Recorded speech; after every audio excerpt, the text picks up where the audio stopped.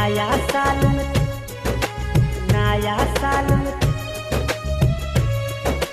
नया साल में तोड़ले हमर दिल गे। रिकॉर्डिंग बाय अपन मिथिला रिकॉर्डिंग स्टूडियो।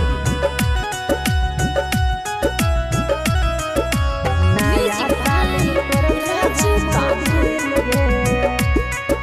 प्यार के हमर बुझले तो दिल गे।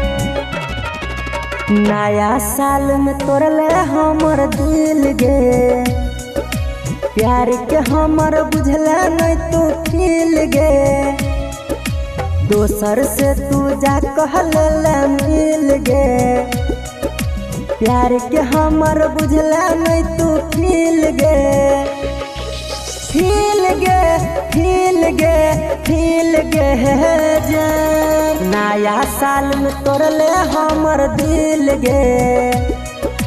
प्यार के हमर बुझला नहीं तू फील गे। दोसर से तू जा कहला मिल गे।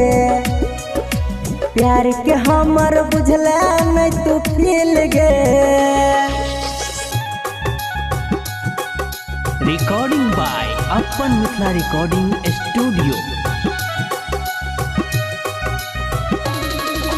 नया साल में तोड़ले हमर दिल गे। प्यार के हमर बुझला नहीं तू फील गे। हमरा से नहीं रखला तू मतलब गे। पागल पागल कहे दुनिया सब गे। पागल पागल कहे दुनिया सब गे। हमरा से नहीं रखला तू मतलब गे। पागल पागल कहे दुनिया सब गे। बाजही बात लह गया सलील गे। बुझला नहीं तू प्यार के हमर फील गे। दोसर से तू जा कहले मिल गे। नया साल में तोड़ले हमर दिल गे।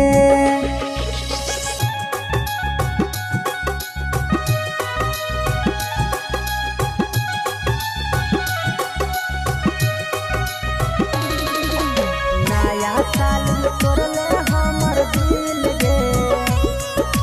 प्यार के हमर बुझला नहीं तू फील गे। राइटर पिंटू से तू केला बहाना गे। चमन जी ठाकुर छलौ दीवाना गे।